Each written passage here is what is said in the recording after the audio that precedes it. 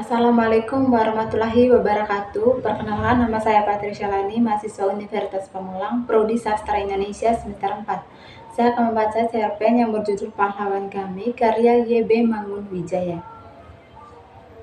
Jalan Ruskamdi? Tak mungkin keliru. Ruskamdi, pahlawan yang gugur di hari-hari pagi sesudah proklamasi.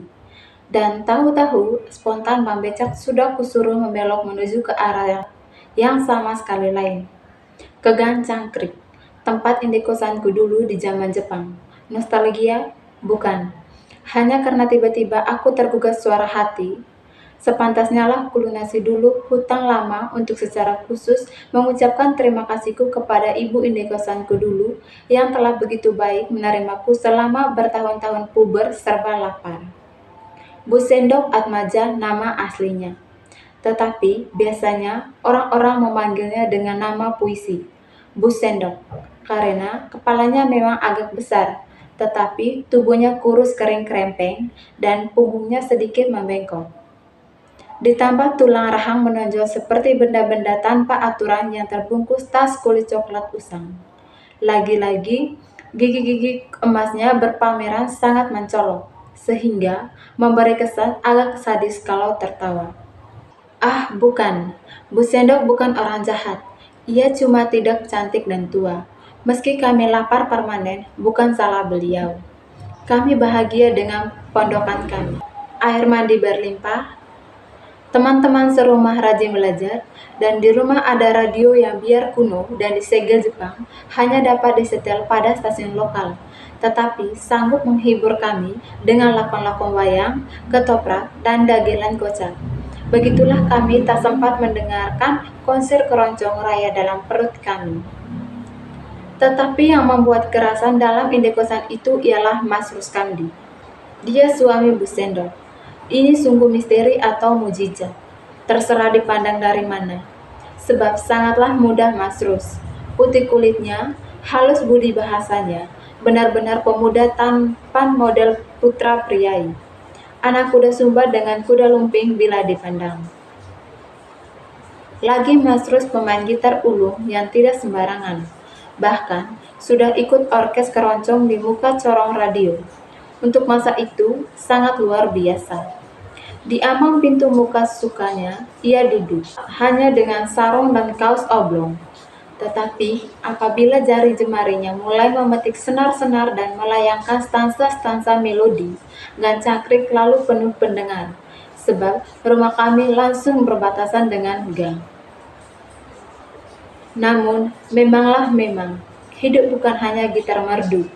Setiap kali Mas Rus terlambat pulang ke rumah, kontan sang lemah lembut dicaci maki sampai semua tetangga mendengarnya. Seperti tahanan saja yang apel hanya untuk disemprot sersan penjara. Saya tahu kamu pasti pergi dengan Cak Ayu yang lebih muda, lebih menarik dari saya. Hayo akui, saya punya saksi-saksi banyak. Tejo, teman yang paling bandel, lalu rutin mengacungkan kepalanya ke arah ruang di bilik bambu, lokasi Bu Sendok menatar sang seniman, dan selalu lembutlah sanggahan. Cak Ayu yang mana? Saya tadi kan cuma latihan biasa dengan rekan-rekan. Rekan, tetapi rambut kepangkan dan kulitnya mulus seperti lobak, matanya besar-besar seperti kelereng. Hayo mengaku. Kami tertawa dengan berangus tangan, sedangkan kaki-kaki bersifat kaki di bawah meja. Hayo, jangan ingkar, susu-susunya montok tanpa kutangkan. Spontan, jari-jari kami menutupi telinga, mata serba berjejing, seperti penari Bali, sampai terkikik tak ketolongan. Itu, dengar apa tidak? Anak-anak terkikik-kikik, apa kau tidak malu berbuat begitu di muka anak-anak? Terdengar Mas Rus menghela nafas panjang. Hayo mengaku sekarang. Mengaku apa, Buns? Apa yang harus diakui? Masih nanya bahwa kau terlambat karena main pacaran dengan Cak Ayu. Saya tidak senakal itu, sungguh. Sungguh? Kapan saya berbohong? Betul? Untuk apa omongan tidak betul? Ya sudah, awas kau kalau buat begitu. Dan tiba-tiba awan-awan gelap lenyap membukakan kecerahan angkasa kencana. Dan nada sang istri teladan bagaikan angin sepoi-poi. Mas Rus suka mandi air panas ya? Sudah saya siapkan tadi. Diberi jeruk nipis, nyaman mas. Berajojinglah kepala, tangan, dan bahu kami serba tertawa bahak-bahak, tetapi tanpa suara sedikit pun. Ini mas sanduknya, sandalnya tadi saya belikan yang baru, terang bukan, dari kulit kambing zaman sekarang. Begitulah hampir setiap pekan apabila tokek cemburunya keluar melirik dari liang hati ibu emas kami. Ada saja fantasi betina cemburunya, menemukan gugatan-gugatan yang menjengkelkan. Karena jelaslah itu semua hanya dicari-cari.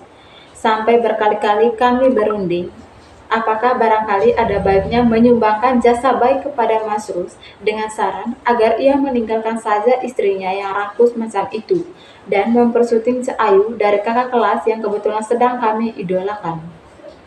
Tetapi, jikalau Mas Rus pergi, kami sendirilah yang rugi. Tidak akan pernah lagi dapat mendengarkan permainan gitarnya yang serba merdu gratisan itu.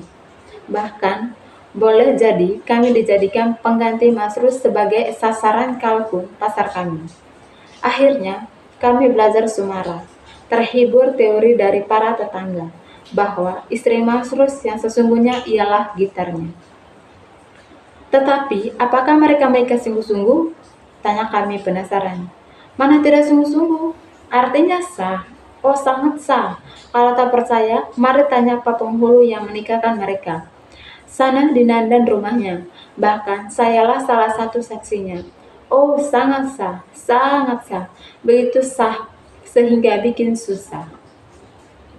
Kesaksian tetangga itu mengecewakan jiwa muda kami. Kami mengharapkan sesuatu yang lebih seram. Misalnya, Mas Sus adalah sandera Bu Sendok karena orang tuanya tidak mampu melunasi hutang-hutangnya. Atau bahwa Bu Sendok punya guna-guna ampun dari Empedu Badak Banten. Atau Mas Rus dulu anak buangan seorang tumenggung yang dipungutnya dari tong sampah pasar.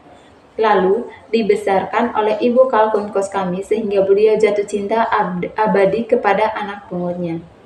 Dan serupa itu yang romantis lagi meyakinkan.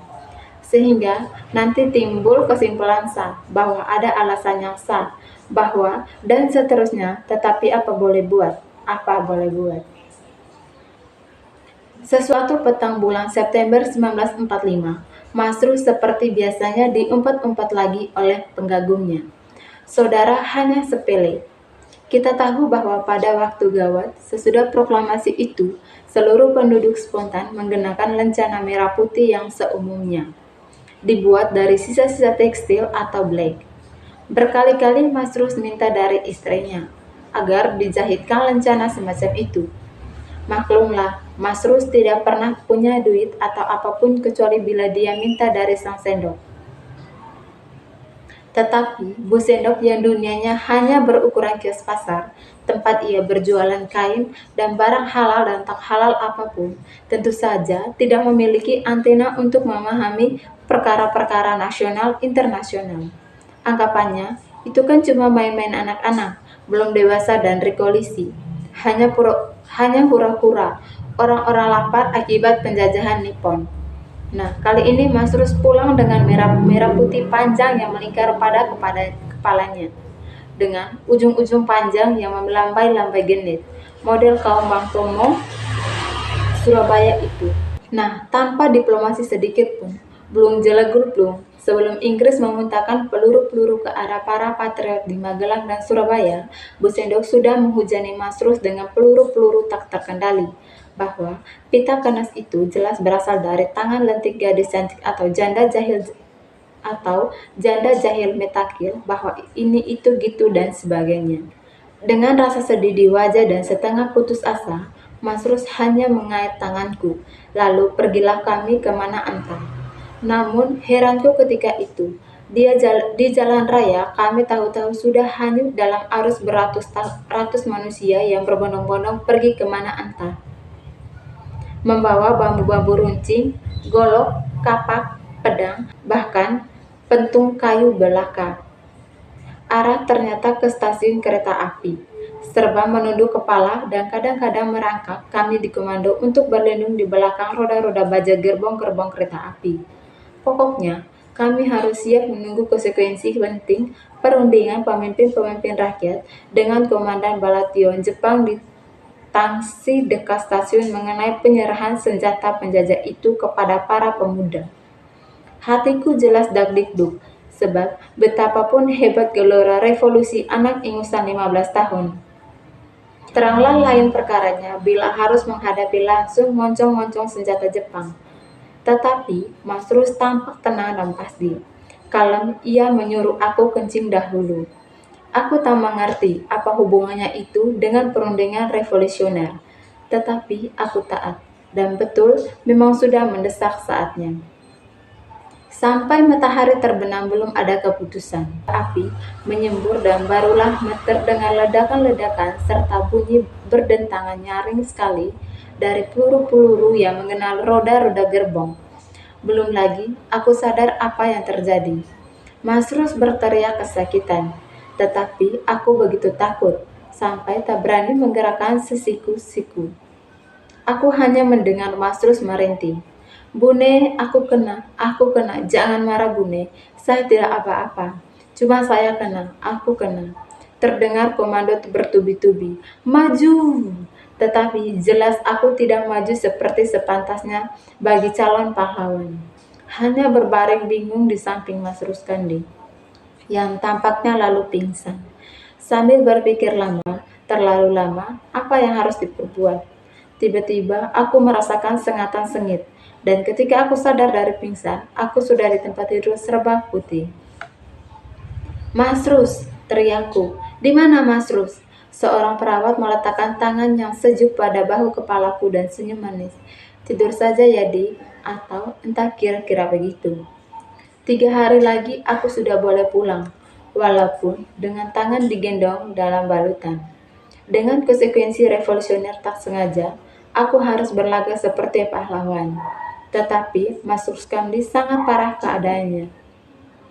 Suatu petang, teman-teman seindekosanku dan para tetangga di Gang Cangkrik menemui Bu Sendok menjenguk Mas Rus, yang sekarang lebih dari yang sudah-sudah menjadi pahlawan sungguh-sungguh dan kebanggaan Gang Cangkrik. Tetapi kebetulan, atau lebih tepat kesalahan, di samping tempat tidur Mas Rus yang sedang kritis sekali keadaannya, berjagalah seorang perawat yang menurut kurang pemuda ingusan sekalipun memang cantik. Wah, sudah.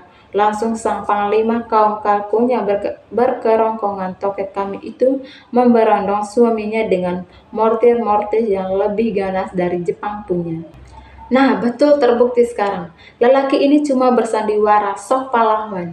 Sudah saya duga semula. Kau tidak mau pulang karena diladeni gadis-gadis muda ayu. Tertangkap basah kau. Ya, basah kuyup. Tak mungkin berbohong lagi. Ayo pulang. Kau tidak sakit, cuma pura-pura saja. Bulus bin bulus kau ya. Membaik ke samping mendesislah tokek tak ketolongan kami itu kepada perawat yang masih serba terkejut itu. Dan kau Putri Ayu, jangan coba-coba kau mencapai suami saya ya. Herannya kau, ini suami saya. Tidak mengira ya, tapi kawan-kawan sekampung ini dapat menyaksikan sang istri pemuda tampan ini. Awas kalau kau berani main pas gulipat dengan rekolisi perolamasi atau apa itu. Jangan mentang-mentang so paling ayu di dunia. Belum tentu orang ayu harus mendapat suami tampan. Dan seterusnya. Kami semua, apalagi si perawat yang salahnya hanya satu, cantik. Betul-betul terbengong, melompong karena suatu situasinya terlalu tidak masuk akal. Mas Rus hanya dapat merintih. Aduh Bune, saya sakit sungguh. Saya kena Bune, sungguh kena. Tetapi bukalkun tenggorokan tokek sudah dol sama sekali. Percuma saja seluruh Gang Cangkrik yang sudah malu oleh kejadian itu melerai emosi ngawur makhluk secemburu itu. Untunglah masuk seorang perawat besar kekar yang tanpa ampun memborgol Dewi cemburu kami dan menariknya di luar. Di gang rumah sakit Bu Sendok rebah dan menangis terseduh-seduh. Oh Mas Rus, kau jangan mati. Kau mati, kemana saya harus pergi? Oh Mas Rus, saya hanya punya kamu, hanya kau, oh Mas Rus. Malam itu, kami tidur dalam gardu kampung, karena keadaan memang sedang gawat. Bung Tomo dari Radio Pemberontakan Rakyat Surabaya telah berkomando. Semua pemuda harus siap siaga, karena Magelang harus diserang oleh laskar-laskar rakyat. Tetapi sebelum itu, di Idekosan teranglah kami tidak mungkin bisa tidur, karena Bu Sendok nyaring menangis mengerikan dan menatapi suaminya. Gang Sangkrik hanya dapat geleng-geleng kepala, macam-macam saja yang dibawa revolusi. Mas Rus ternyata tidak dapat tertolong. Pada hari pemakaman, datanglah satu pelaton dari resimen TKR dengan senjata lengkap. Sesudah didoakan oleh Pak Modin dan pidato pujian dari Kepala Tonarigumi, peleton menembakkan salvo kehormatan. Duel, duel, duel, 17 kali. Dan pada setiap duel terdengar dari dalam bilik teriak perempuan meraung-raung merana yang membuat bulu tengkuk berdiri. Mas Ros, Mas Ros, Mas Ros. Rumah indekosanku dulu mudah kutemukan lagi. Sesudah ada beberapa perbaikan. Cat pintu sudah diganti, tetapi bilik-bilik bambu masih yang dahulu. Dan ketika aku kulonubon dan mengintip ke dalam, loh, radio antik yang dulu itu kok masih ada? Masih saja nongkrong di situ yang satu itu. Berlagak momen revolusi barangkali. Meja, kursi tempat kami saling menendang kaki masih sama juga. Hanya ada peningkatan taplak meja dari plastik kontemporer. Bu Seno Atmaja sudah menjadi nenek sangat tua, tinggal tulang dan kulit, tetapi giginya masih mengkilat agresif. Salah seorang kerabatnya memperkenalkan diriku kepada nenek tua itu. Mendengar namaku, tiba-tiba ia merana dan bercucuran air mata. Berbisiklah pencinta abadi itu barau. Mas Ros, oh Mas Ros. 10 November 1984. Waalaikumsalam warahmatullahi wabarakatuh.